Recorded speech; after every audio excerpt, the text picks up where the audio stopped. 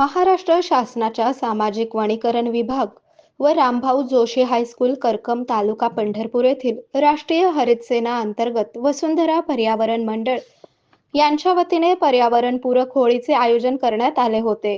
यावेळी मुख्याध्यापक हेमंत कदम, पर्यवेक्षक धन्वंत करळे, वसुंधरा पर्यावरण मंडळाचे समन्वयक महादेव पुजारी, शिक्षक शिक्षिका आदी उपस्थित होते।